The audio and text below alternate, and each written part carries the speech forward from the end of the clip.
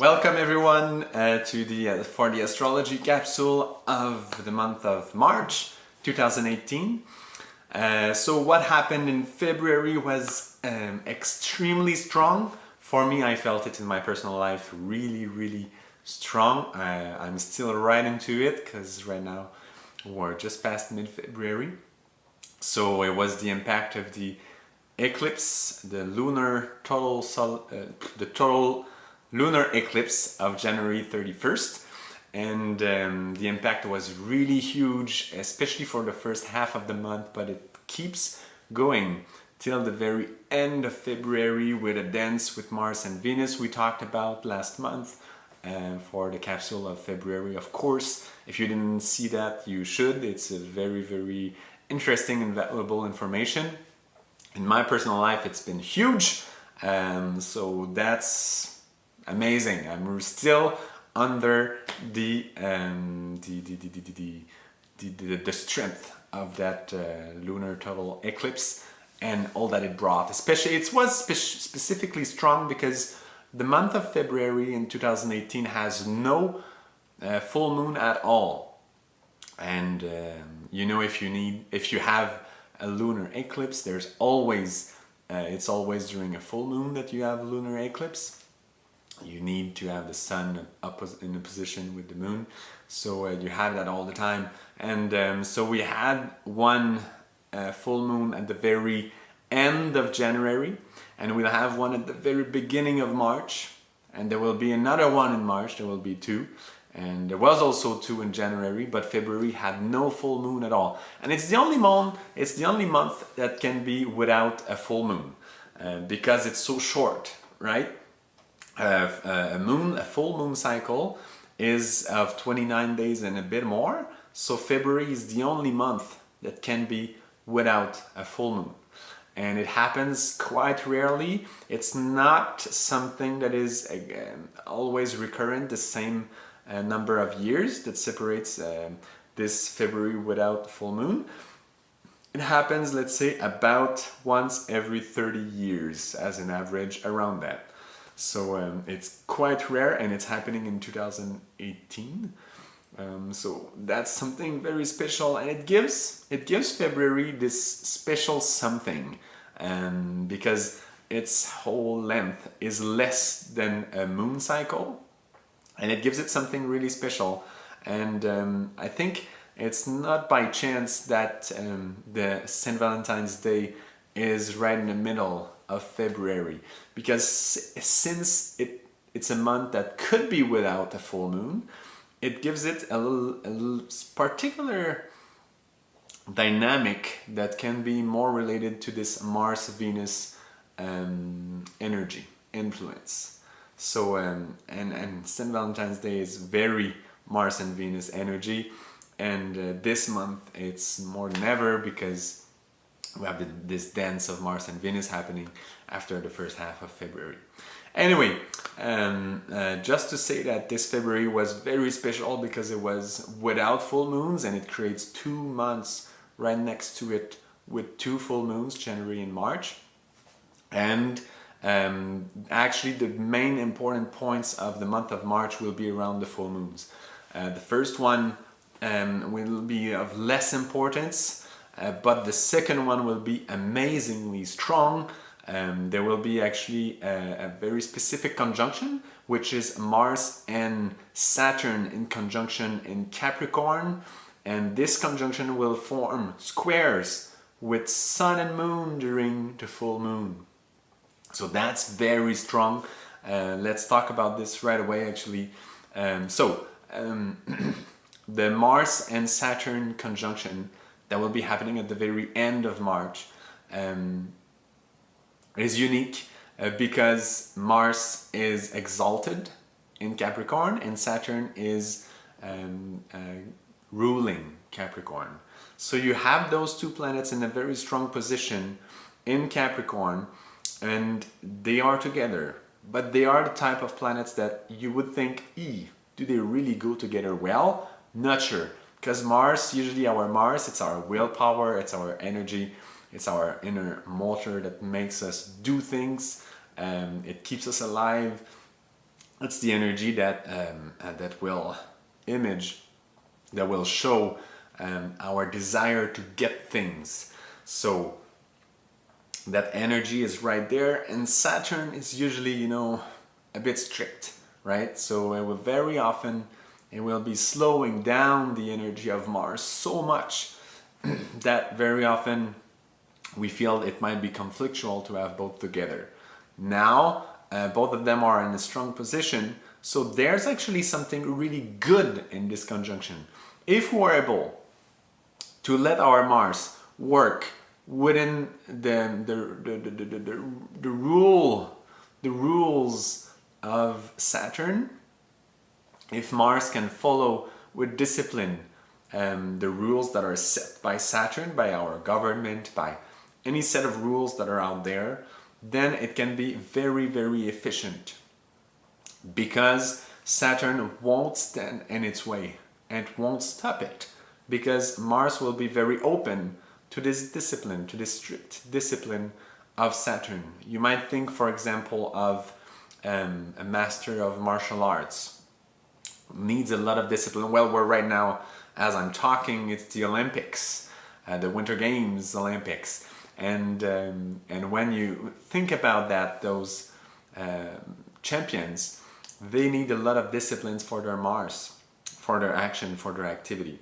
And that's the conjunction of Mars and Saturn can really talk about that, especially in Capricorn. It's a place where both planets are strong, so it's a really good moment to work on that type of dynamic. So that's on the bright end of the spectrum of this conjunction. On the darker side of that same conjunction, of course, that's where you will find the strongest authority conflicts. If our Mars is not able to be in line with Saturn, with the rules that are set out there by the structure, by the others, by life, the limits that are there, if our Mars always wants to fight with it, then it will be very, very, very strong, and it will be a moment where our Mars will be very frustrated because Saturn will be very strong to restrain our Mars. So that would be very tough to live.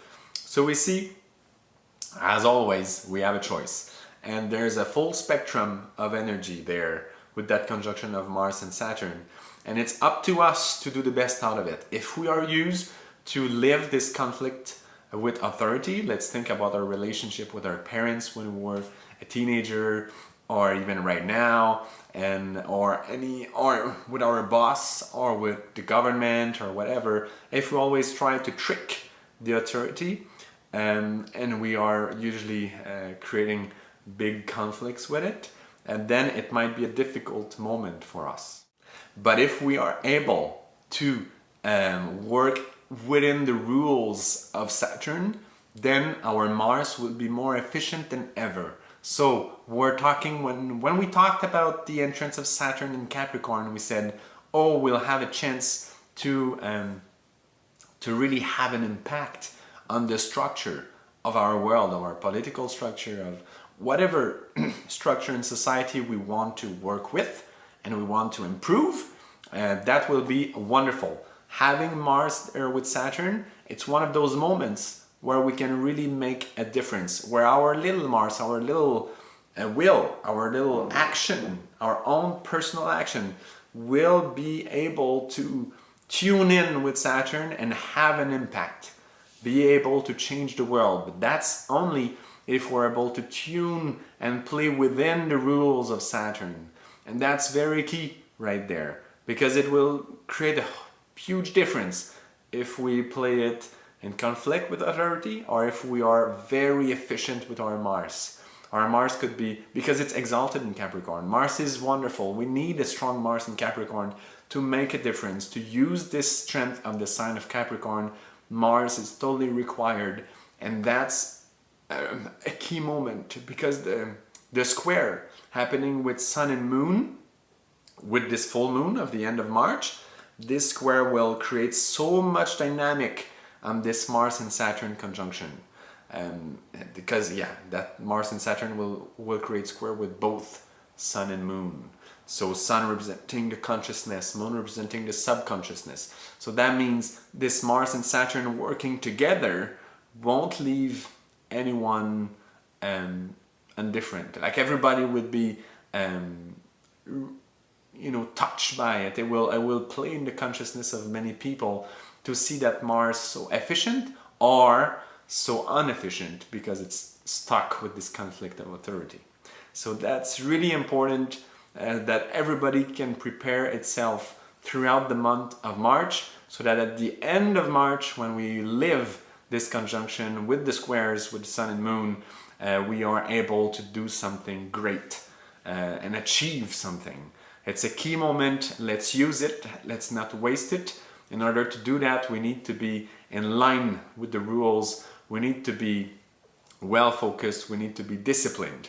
So that's very important, this eclipse of the end of March. Now, there's this other full moon early March. There's a lot of planets in Pisces for that full moon. And two of them are really important. It's a conjunction of Mercury and Venus in Pisces. Now, Mercury in Pisces is not so well placed. It's in exile and it's also in detriment. So not very strong Mercury. Venus, although, is exalted in Pisces. So it will be all about Mercury. How our Mercury, meaning our mind, how will our mind work with this Venus? Especially since Venus and Mars had all this great dance happening in end of February, and Venus will be really fast in March. It will cross the whole sign of Aries and it will even reach Taurus at the very end of March. So that means when March and Saturn will create the square with Sun and Moon, at that very same time, Venus will finally reach the sign of Taurus. Well, Venus will feel in peace. Well, we will feel our values are in a safe place because our Venus finally reaches Taurus where it's ruling and it's a very calm sign. So that will be a very soothing for our Venus that will be just coming out of this long crossing of Aries, especially with the meeting of Uranus at the very end, which is at the end of Aries. So reaching Taurus will be very soothing at the end of March, and that will showing also the end of this dance of Mars and Venus, this strong, both forces of Mars and Venus will be pulling, wanting to pull more energies on their side, each one of them. And we're talking for February about this work in couples, in our own inner polarities as well, how we can work with this desire of possessing Venus energy, beauty and so on, and the energy of Venus that want to attract this Martian strong will, ability to change things and so on. So end of Mars will be very key. It will be kind of the fruit of all that work between Mars and Venus. So let's be very conscious of that. Let's go back to Mercury and Venus conjunction at the first full moon of March. There it's all about our mind, our Mercury, how we will work with that Venus. Will we be a bit frustrated, feeling devalued, that we don't have what we wanted, we don't have the Venus we wanted, we don't have the wife we wanted, we don't have the values, we don't have we're not surrounded with enough beauty, we think. We are not surrounded with enough easiness in life. We're not surrounded with what we wanted. That feeling, that frustration. If our mind gets with that tune, with that type of thinking, then our mind will usually react by trying to trap Venus, trying to trick beauty or richness so that it gets more. And then it creates kind of an acid thinking, an acid mind that is not very healthy. It's not a very healthy way of thinking, and it also puts us in a very bad situation where our relation with beauty is not so much healthy anymore, and we try to trap it. So that's not very nice. The other side of the spectrum, which is a bit lighter, shows a Mercury that will identify itself with Venus because it's a conjunction.